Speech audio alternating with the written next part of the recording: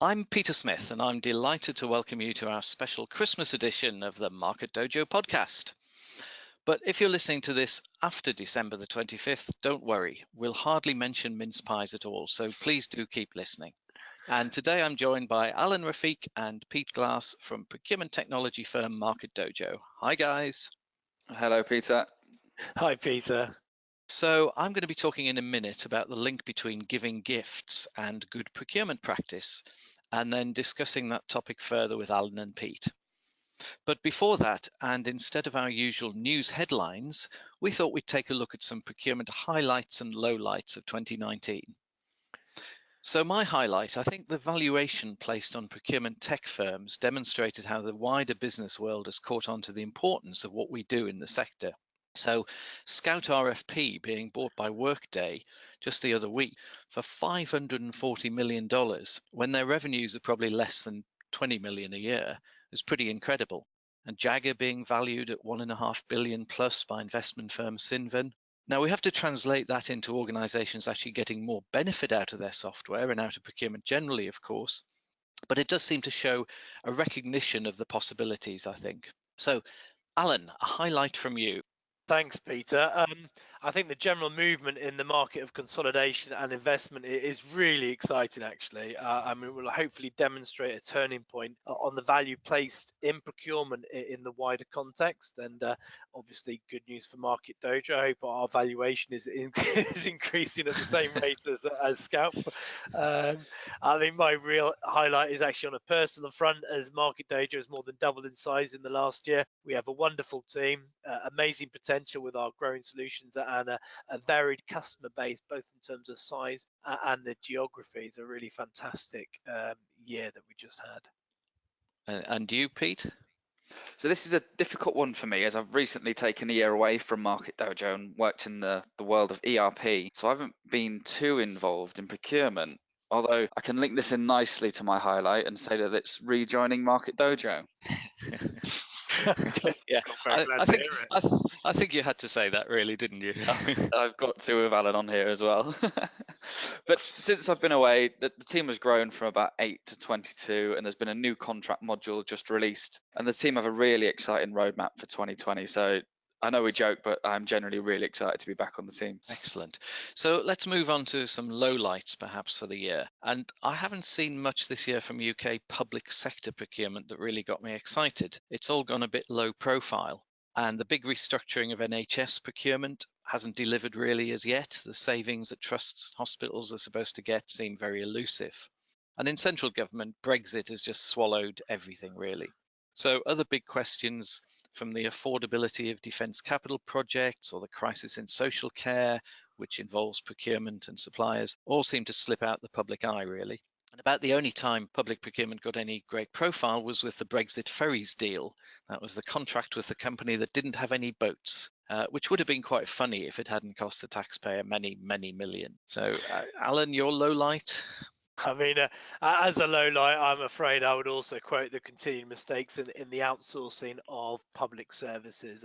These mistakes have cost the taxpayers £14.3 billion, according to analysis from think tank Reform over the past 3 years. The HS2 and Crossrail projects are ones that come up frequently, with overruns and unexpected costs in Crossrail have actually cost the government an extra £2.8 billion, while another 600 million has been lost from income from passengers due to delays in opening the line. However, the general uncertainty in HS2 is a podcast in itself, if not an entire series.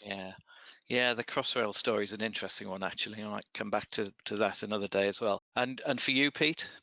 Yeah, the low light for me is probably seeing the way that eSourcing and procurement is seen from the wider business. So when I've been speaking to heads of retail, it's been a real shame that procurement software is seen purely as a tool to beat up suppliers on price, and procurement teams are still seen as blockers to large purchases. The view of procurement teams has come a long way since I initially joined Market Dojo back in 2016, but I still feel like there's a long way to go.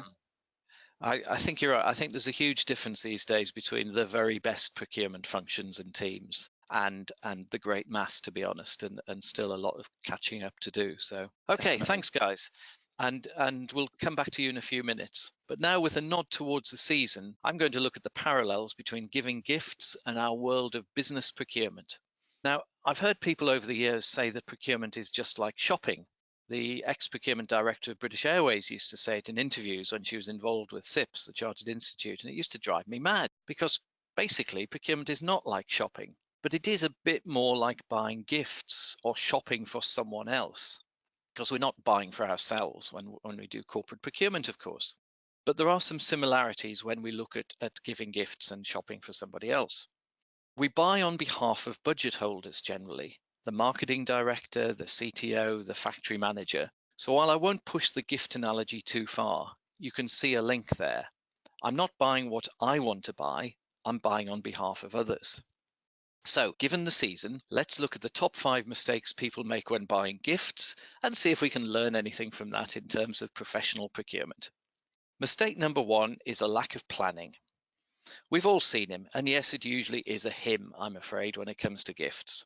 Christmas Eve in the petrol station or the local bargain booze, hurriedly looking for a decent bottle of wine, a box of chocolates that doesn't smell too much of petrol, or even a 5-litre bottle of ready mixed windscreen wash. I'm sure Auntie Ethel will love that. Or the parent trying to get this year's favourite toy in Hamleys at the last minute and participating in that British favourite, the Christmas shopping riot. So do plan ahead, give yourself enough time to conduct a proper procurement process. That's the message here. But one note of caution, we have to retain some flexibility. For instance, in business procurement, we don't want to hold too much stock and get caught out when requirements change. You don't want to spend a fortune on your girlfriend's present in September, then find she's run off with her fitness instructor in October. So planning ahead doesn't always mean buying ahead. Moving on to mistake number 2. This is all about getting the specification and quality right. If you're buying something thinking you know what the recipient wants, you must make sure it meets the desired specification. And this has a very obvious parallel with business procurement, of course. I've always found it hard to buy my wife jewelry because she has very particular likes and dislikes, which I've never really got to grips with. Better maybe to let her choose and then just turn up with the credit card. And my wife feels the same about buying me CDs, I should say. I also bought my mum a box of Black Magic every year for Christmas from about the age of 10, and I think I was about 35 before she confessed that she didn't really like dark chocolate. In a business context, procurement folk can sometimes be guilty of assuming they know better than the stakeholder or budget holder what they really want. We might assume a lower spec and a lower price will be okay, for instance, but perhaps it won't be. So mistake number 3, linked to number 1 really, is not using competition properly when you're sourcing your gifts. I'm not really a leave it to Christmas Eve person, but I have succumbed sometimes to the let's just go to John Lewis and buy everything approach. Now there are many worse places to use as your one-stop shop, but even then, ideally you'd look more widely, compare pricing and other factors rather than just stocking up at one place. Mind you, Amazon of course has done pretty well promoting that approach to us. But in a business context, it's easy to forget the power of competition. Even if you have a good long-term supplier, at least the heat of competition will keep them honest. Mistake number 4, it's not thinking strategically or considering the big picture when gifting or in your procurement life. It's the classic error of not checking whether batteries are included and ending up with the crying toddler who doesn't understand why the toy doesn't work. It's making sure you don't buy Uncle Arthur or Auntie Ethel a nice bottle of whiskey when they've just joined Alcoholics Anonymous. So this comes back to understanding the strategic drivers for your organization and how what you're buying relates to those. That's actually a pretty deep topic I've been speaking about at conferences recently. But just one example. Are you looking for suppliers that will allow you to follow a low-cost strategy in terms of what you provide to your customers? Or are you seeking innovation, new ideas, and uniqueness from your suppliers? Those different strategic goals require very different procurement approaches. And finally, mistake number 5, not considering the whole life cost. An extreme example might be buying little Johnny or Jemima a puppy for Christmas. Lovely, but how much will that cost in dog food, vet's bills, rubber gloves and pooper scoopers for those lovely walks in the park? Well, these days we might consider a subscription to Spotify or Amazon Prime. A lovely gift in some ways. But my mother-in-law bought us a Sky TV subscription many years ago. And she did check that we wanted it, or my wife wanted it anyway. But of course, once you have that, you're never going to cancel it, unless you have quite extraordinary willpower. So how many thousands of pounds in terms of the whole life cost of that gift has it cost us over the last 20 years or so? I daren't work it out. And I've even seen procurement departments buying something because it gave them an initial saving which counted towards their bonus, knowing that the whole life cost for the product was greater than alternatives. But procurement didn't care. Let someone else take the hit on their budget. So the cheap printer with really expensive ink cartridges, or even the apparently good PFI private finance initiative deal where the building rental looked good value, but all the hidden costs and all the supplier's profit was tied up in really expensive mandated services over the whole life of the contract. And that's why we hear the horror stories about it costing a hospital £500 to change a light bulb. So there are our 5 tips for gift giving, all hopefully with a read across to our more regular procurement world. And I'll open that up for discussion now with Alan and Pete. So let's start with my first point, Alan. Have you seen examples of that leaving it too late approach to procurement? Oh, thanks, Peter. Yeah, endlessly. I mean, we speak to many procurement people. As you can imagine, we're obviously trying to encourage people to try our wares. We're self-service, on-demand solutions, accessible, easy to use, easy to pick up. However, it seems that our sales approach goes a little too well sometimes, and we often get calls literally on the day or the week of the tender deadline with a request to run an RFQ or an auction. Obviously, we are happy to oblige and we give a bit of extra support to ensure success. In fact, our whole philosophy is around reducing the time taken to run these activities to be more practical. As previous consultants, we would spend 200 to 300 hours on an auction, whereas now we have seen that this time is much reduced and can be much reduced without actually affecting the professionalism. However, there is a limit to this, and by not giving enough time, mistakes can creep in, and ultimately you may end up paying more or giving yourself a headache post-tender. Yeah, there's actually a really recent example of this as well, where a customer only gave their suppliers 2 days to get ready for the auction. So as Alan mentioned, that's fine, and we can help you out, but you need to think about the suppliers. You need competition to successfully procure, so give your suppliers enough time to arrange this in their calendar. You need 100% of the supplier's attention, and leaving it late just won't guarantee that. No, that's right. I was just thinking, even with conventional written tenders, I mean, I've seen examples in the public sector and private for that matter, where there's a 50-page document to complete a proposal and all the rest of it, and suppliers are given just a couple of days to do it, and you just won't get good responses there, or you'll get people dropping out. So anyway, Exactly. what about the cases of buying the wrong thing, the specification failure, if you like? Any tips or experiences there? Many thoughts come to mind there, Peter, of me trying to buy clothes for my wife or perfume, but I think we should probably all put that aside. In the procurement world, there are many numerous examples of this, which many companies obviously try to put quickly behind them. From forgetting accessory items which are needed, like laptop chargers, to having aerospace products made in the slightly wrong material. However, an area where we continually will see mistakes is in the world of print. I'm not sure if that's classed as specification or design. I mean, the very process of checking print can introduce more errors. There was one example of a mobile phone operator making a print run on some marketing materials in the hundreds of thousands, missing a mistake, reprinting, only to find at the last minute the brochure had a photo on the back of a PC with the competitor's website on the screen. My advice here is simply, paying attention to detail and making sure all the right people are involved in the process. Thanks, Alan. I'd like to add on that point as well, where it's not often the main product that's misunderstood, but the accessory purchases as well. So one example I saw a few times while working with startup retailers over the past year was ensuring that you had the correct shipping terms. So X Works and Free on Board were the most common, but the issue was the additional costs that just weren't accounted for and how it could cost the supplier more. Alan's point about checking your products is spot on, but buyers should also remember how the product is getting to the final location and how much that will cost.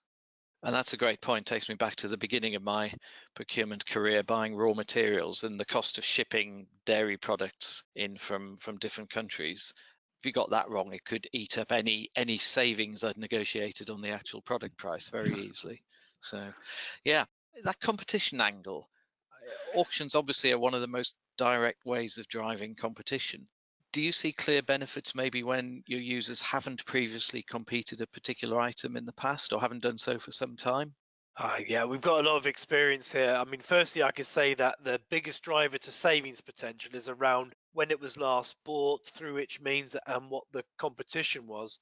Our category Dojo tool, which predicts savings, has empirical analysis, and this part of the analysis is one of the greatest drivers. I do remember when I was in a previous life as a consultant, running a contingency fee project, and the company was looking at an office supplies tender, and the buyer there thought that the last time they did it, they had enough competition. We ran the tender, and the long and short of it was a £1 million tender, and they made £600,000 of saving. And you can imagine that the buyer was slightly aghast by that. The team was slightly aghast. Our fees as a contingent fee project, and so we don't do that now. We just provide software. But in the previous life, they were huge, and so in the end, no one was really happy. And the mistake that was made was just that, in thinking that you had enough competition in the previous tender, which turned out not to be the case. Yeah, I'd like to have an example of where timing of the event can be key to driving the competition and the savings. And my example is onions. So we had a customer who was a large supplier of the pre-made meals that you see in the Witherspoons pubs. We'd been speaking to them for a while about running auctions, and they were a bit unsure about what category to go with first. So their market intelligence showed them that the recent crop of UK onions was a successful one, so they decided that this would be their first auction. They ended up saving about an average of 27% across the 6 lots, which was well over 200k's worth of savings. And then they decided to do the same auction later that year when the crop wasn't as good, and they actually saw an increase of 3% from the previous year. So yes, it does show that how a first time and a well-judged time can directly impact the savings. Interesting. So the price went up presumably because the market price was going up for onions. Yes, exactly. Yeah. The second time. So the auction you would expect would still deliver value. It's just that sometimes that value, the absolute price might have gone up, but it's still good value for money, as it were. Yes, yeah, they were still very happy with the price only going up 3%, as they did expect it to be much higher. So still value from the auction. I'll do a commercial for Wetherspoons. I was in the Wetherspoons in Surbiton the other week, and I had a tuna melt with chips and salad and a pint of really good real ale for £5.75 at lunchtime. Just £5.79, I think. Incredible value. So moving away from Wetherspoons and beer, back to competition. Something I've always found quite an interesting question. How many suppliers do you really need to get good competition? And back to Christmas, I'm not going to visit every toy shop and website in the world and try and negotiate the best deal for the cheapest Lego Hogwarts Great Hall, which looks brilliant actually, but my daughter's 29, so she might have got a bit past that stage, I think. But will I get much better results in business terms if I have an auction or another sourcing exercise and I have 6 suppliers rather than 2, or 10 instead of 6? What do you think? I think we should talk a bit more about Lego, because my son's 5 and he absolutely loves Ninjago at the moment. So we could have a good chat about that. But I mean, we have also drawn on much analysis in how much competition affects the results. To achieve more than the average savings, the biggest gain is by having between 5 and 10 suppliers bidding. And the average in the Market Dojo tool on auctions is about 21%, and overall with RFQ and auction put together, it's about 16%. In reality, in the tool, the average number of suppliers invited to an auction, for example, is 27, with an average of 6 taking part. The simple fact is competition gives better results and more options. However, if you don't have the competition, there are techniques you can use. For example, a Japanese auction, or maybe looking at a weighted tender. So you do have options. But it is important to remember supplier fatigue. So imagine each week you're attempting to buy your Lego Hogwarts Great Hall from the same supplier, and there's only one each time. But each time you're outbid every week, every time. And that's the same for suppliers, but in reverse. So if a supplier never wins your business, they'll just stop trying. So the key is to choose your suppliers wisely and not just to add them in for the sake of it to get more suppliers. I think that's really interesting. I remember when I was a buyer myself running RFQs, and the supplier would either hear that they've won a tender or not hear anything, and they seem to be quite happy with that approach. And an auction, sometimes the benefits of an auction in terms of the feedback to the suppliers can sometimes be the Achilles heel.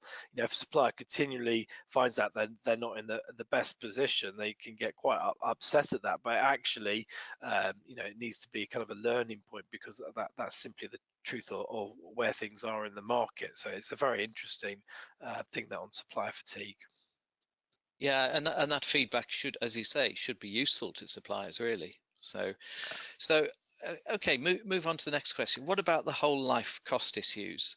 You run a lot of sourcing events with clients. Is there a danger that it's just the upfront costs that people are considering in an event? How do you make sure that they take everything into account, all the lifetime costs? Yeah, I mean, that is often a fear from buyers looking at an auction for the first time. What we always say is that they shouldn't look at any category to begin with a view to running an auction. Procurement professionals should just methodically work through the category, and if an auction is a good solution, then so be it. By looking at activities this way, the tender, and if needed, auction at the end, can be properly structured to take account of the whole life cycle cost in the documentation and how the event is structured. SLAs need to be properly worked out. A proper contract management plan needs to be in place. And if needed, the tender can be run on a weighted basis, taking price and non-price elements into account. In this era of increasing environmental oversight, this is becoming something of the norm if you are really to consider everything and compare different solutions. The proper forecasting and risk analysis is very important, and simple areas can create wildly fluctuating costs. Even office supplies, for example, can create real problems. I remember a tender where the final solution was very neat. However, in reality, it didn't work out that way, as the procurement department couldn't stop the purchasing of items from outside the core list. And I think you can see where this is going. Proper planning prevents poor procurement. The 5Ps. 5Ps indeed. So let's finish and move away from corporate procurement and have a personal question. So what's the worst gift giving or gift receiving experience you've had? Start with you, Alan. This would be a scar from my youth, I'm afraid. It was when I was about 9 or 10. I suppose my long and lavish Christmas list contained the desire for a Lego spaceship. There we go, Lego again. I think all the Lego I buy for my son is actually for myself. But my parents or my parents or Santa at the time did buy the Lego spaceship, but labelled it for my brother. You can imagine how I felt as he opened the present to reveal my dream. Now, as my parents had ended up buying us an equal number of gifts, the decision wasn't reversed, and I was staring at my brother for the rest of the day with a longing for that Lego spaceship. But please don't feel too sorry for me. I did get a lot of gifts. My gift receiving experiences are much different from now to in my youth. I was very excited about a teapot for my office desk recently, which allowed me to try different fresh teas. I guess my midlife crisis is here and now. It doesn't sound like you've quite gotten over that one, Alan, the Lego story. My bad present links directly into Peter's second point about getting the specification and the quality right. So my partner, she loves Game of Thrones and she loves Christmas jumpers. So naturally, I set myself the mission to source a Game of Thrones Christmas jumper. This should have been fairly easy, as there were loads around last year. It was the big season finale, lots of stuff going around for sale. However, as this was just an additional present, I decided to forget about supplier assessment and quality checks, and I just went for the cheapest one I could find. So I think you can tell where I'm going with this, and it wasn't a very good jumper. The image was Jon Snow with a poorly photoshopped Christmas hat on with the words "Let It Snow" written beneath him. I told Cass that this story would be making it onto the podcast, and her response was, "Oh yeah, that really was an awful present. You're not going to make me wear that this year, are you?" Well, I hope you do. Just for Christmas week, no more than that. But, Definitely. So, thank you guys. That's all we got time for today. If we could wish all our listeners season's greetings, good luck for 2020. But of course, if you're listening to this in the springtime, then have a lovely summer. We hope to be back next year with more. But it's goodbye from Alan. Bye. Goodbye from Pete. Bye.